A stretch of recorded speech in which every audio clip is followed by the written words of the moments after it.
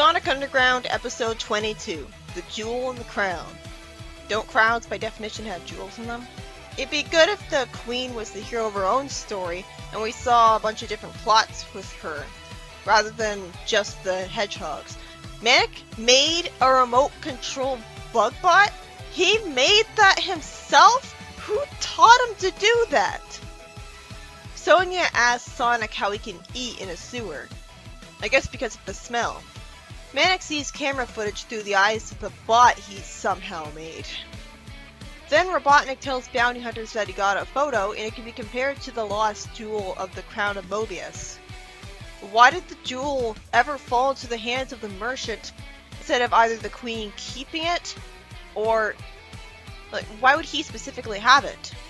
Maybe she really did sell it for money for the Resistance. Conveniently, the jewel glows the closer you get to the Queen. Why? It would always be glowing and hurting people's eyes then if she was wearing it. Before he can say the name of the merchant he plans to steal from, the bug bot is crushed. Sonia refuses to let Manic steal it to keep it away from Robotnik. Why? They need him to! He says they'd be recovering stolen property. It's stupid that he even needs to explain this to her. And Sonia wants to wear the jewel. But then Robotnik would always see it on her. Whoa, not exactly your basic sleepy little village. There's nice desert music as the heroes drive around a desert town. Sonic says amusingly that it'll be tough to find the right jewel merchant. I mean, we're only looking for a jewel merchant whose name we don't know in the biggest, noisiest, most jam-packed city in all of Mobius. I mean, how many jewel merchants could there be? I like how he really spells it out.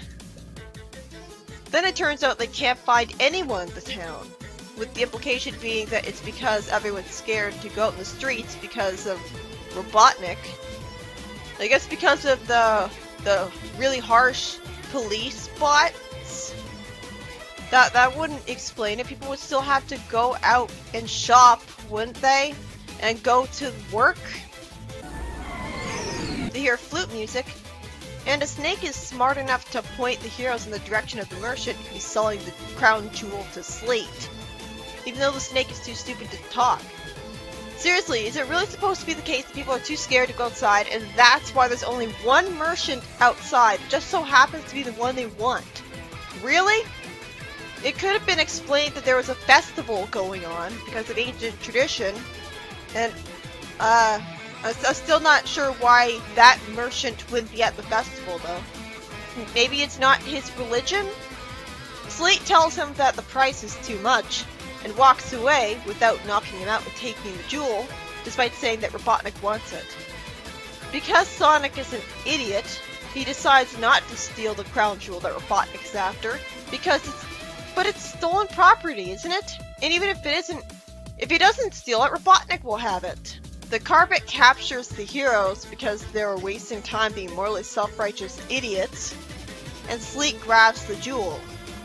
I guess the orange carpet is Dingo since Slate is here, and it is. They should always assume that an orange thing is Dingo. This is why they shouldn't have hesitated and just taken the jewel right away. How many things have they stolen? And yet this is a problem for them. The bounty hunters drive off in a vehicle, and the merchant coughs from Sonic's dust. He uses a rope to make a net with the speed, and it stops the vehicle. Sleet tells Robotnik about the situation, and he's told SWAT bots are on the way. Sleet says no way Sonic can get to him in here, which makes it obvious that Sonic will. That's not funny. Sonic has the idea to taste the golden liquid in the cauldron. I just realized how bad that sounds because it's golden. Unfortunately for him, it's just olive oil. Olive oil? Which he uses to smear the window of the vehicle and make Sleek come out of it. I could understand if the cauldron said olive oil on it. Sonic dumps all the convenient olive oil in the vehicle, and the villains are sent out of it and slip on the puddle. Okay, as opposed to stealing a jewel to keep it away from Robotnik, which would have serious consequences, but he's fine with stealing olive oil and pouring it all over these guys? That'll inconvenience a merchant just as much as stealing a jewel. I get that he wanted to stop these guys, but How much money did that cost the merchant? Probably as much, if not more money, than the amount that the jewel merchant would have lost from him stealing the jewel from him anyways. This is hypocritical of Sonic. Sonic catches the jewel and they get in the vehicle to escape. And a cloth falls on Manic's head out of nowhere. Why? After a pointless song because Manic gave Sonic an idea, Sleep puts an electronic bug on a decoy van, which is pretty clever. Dingo is told to find hedgehogs and ask what about them. Sleep is smart enough— oh wait, never mind. He says to forget about them because they're only snake charmers. What? Why would he look at a blue, green, and pink hedgehog and not automatically assume they're his targets on instinct? It would have been funnier if they really weren't the hedgehogs and he just made a mistake. That would have made more sense. He just assumes the hedgehogs aren't gutsy enough to approach him like that in obvious disguises. He's a bad guy. Why would he have such faith in the heroes' intelligence when the heroes have done nothing to stop Robotnik so far? The heroes run away from snakes after that pointless gag that I wonder why they wasted time with, instead of the heroes running away to start with. The vehicle parks and Sonic spin dashes through some trees. Again, odd for Sonic to do. The bug on their van lets Sleet track them. I love that he says he loves the brilliance of him. I love the brilliance of me. It made me smile, but more than usual for this show. Usually I'm smiling when watching it. The heroes go to a nice looking place with grass and a white building, and they walk around a dark place with a jewel. A jewel that I guess they'll lose at the end of the episode so they don't meet their mother in record time, join her, and change the status quo in an extremely slight and pointless way because now there's another character with them all the time and they'll have to record extra lines. And that's about it.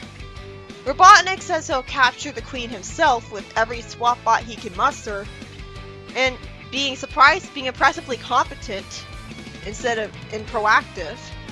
And he tells Sleet to not make a move. Then Sleet predictably disobeys him and says that if they capture her first, they can name their price and Robotnik will have to pay and totally not roboticize them afterwards. These guys are idiots.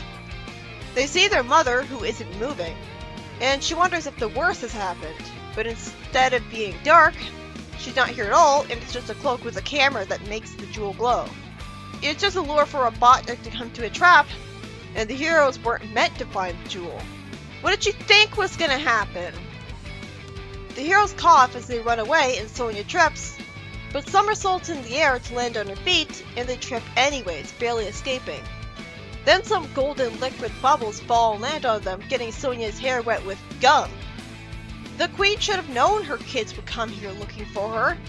What an idiot! This would have been a brilliant plan, especially if it worked and killed off the villains. But of course not! That changed the status quo for a show that has a dark tone anyways, so there's no point in it trying to play it safe at this point. Why do we have to have Robotnik and the bounty hunters as the only villains?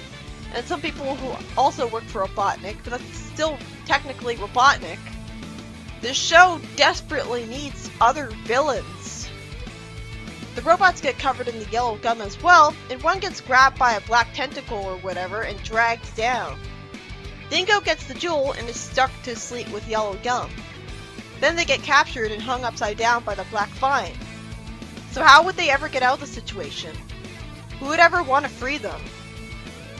The heroes run out of the building, and Sonic takes a little while before finally summoning his guitar to shoot at them. And Sonya does a cool air kick and they escape in the vehicle, which gets grabbed by the vine things. So I guess anyone can kick a robot and defeat it. She's just brave enough to do so. Then we should see more than just her kicking robots. Shouldn't that hurt her foot? Sonic frees the vehicle and runs after it. It would have been nice if we had seen an entire episode dedicated to them getting the vehicle, or at least they happened to get the vehicle during an episode. That seems like a more important thing to base an episode around than finding their mother and failing. Robotnik goes over to the building with his robots and finds the bounty hunters all tied up. And the jewel is dropped and broken, very easily considering it's a magical jewel. Then Robotnik threatens the bounty hunters. But I guess they won't be roboticized like would make sense, because the show with the bleak, hopeless atmosphere is still afraid of change. Roboticization is usually the only punishment that he thinks of. Sonia asks why the jewel merchant would want to trap anyone like that, when it should be obvious he'd want to spite Robotnik. Then it turns out he's gone. They pull down the red cloth and see a picture of the Queen. Sonic says that she made a brilliant plan and they blew it. Well, maybe if she had been with them, her plan wouldn't have screwed up. And for some reason she's not mad at them, not frustrated with them at all, like a realistic normal person would be, and not a Mary Sue. The Queen should have expected that her kids would find the jewel and go to the trap. She should have told them about it. She could have done so, and then they would have taken down Robotnik. This failure should have woken her up and made her go to them, but it didn't. It was a brilliant plan of hers, except for that one obvious detail, and she doesn't lampshade that it was her fault she screwed up. She knows her kids are always chasing her. At least it makes more sense that the jewel isn't convenient enough to always lure people to the Queen directly. But I ended up being frustrated by the ending of the episode because the plan failed when I'm sick of Robotnik. And the bounty hunters won't be punished for betraying Robotnik again. It would make sense if he spared them from punishment because they fell for the trap here and thus prevented him from falling for the trap. But he doesn't say that. Even if he did fall for the trap, wouldn't Sleet and Dingo just take his place and keep up the roboticization and evil empiring anyways? I guess Alina's plan was that they would fall for the trap as well as him. That they would be in the same place as he was. And she can't plan for everything. So even if her kids didn't interfere, the plan still wouldn't have worked the way she wanted it to, because either way the bounty hunters did something without Robotnik, and so they would have gotten caught and not Robotnik.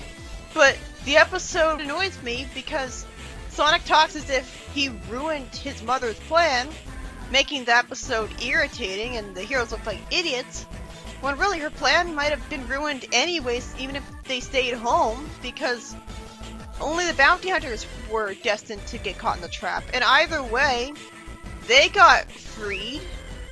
Negative continuity is disgusting for long-term storytelling. It's not like this Sonic Underground is just a one-episode thing. This is an entire series! So the audience is being punished for watching the previous episodes, especially because they'll eventually realize how formulaic the show can be. I don't understand what about it being a TV show and not a comic book should make it not continuity based. I also really hated that the heroes even hesitated and argued about stealing the jewel at all. They want to waste time finding their mother so bad, why don't they just do it? What's the problem? And I'm supposed to believe they were right to not want to steal the jewel, because if they didn't steal it, Robotnik would have been captured. How are they supposed to know that? I have a hard time believing the magical homing jewel could be broken so easily. But if it wasn't, then we'd have continuity, because it'd appear in another episode. And we can't have that, apparently. This is why the Sonic comics are better than any of the shows. This is why they're the best of the Sonic franchise. Continuity is a basic thing that I expect from literally anything. Its absence is really obvious because it's so fundamental. I mean, we have continuity in real life, so the brain automatically expects it from everything else. It's not like it's Looney Tunes shorts. It was interesting to see the episode for the first time, but the heroes' attitude about stealing the jewel was dumb, and then they steal it anyways and screw up a plan they had no way of knowing because their mother is a bumbling idiot who didn't just tell them about their plan with one of those holograms or messages she leaves for them. Idiot. Why didn't the Oracle of Delphius tell them about her plan, since he can show them visions of the future? Oh, right, because then Robotnik would be captured, and then what? Who cares? Then there'd be another villain. Good! It'd be frustrating if they kept screwing things up for her, and she kept showing no real emotion at all about the failures. But at the same time, it would be cool to see her try more plans like this. I still have to give the idiot some credit for coming up with that plan in the first place and actually doing something like a freedom fighter, and not just running around for no reason like a hobo. She's not a wizard training herself to be the best she can be, so what is she doing running around?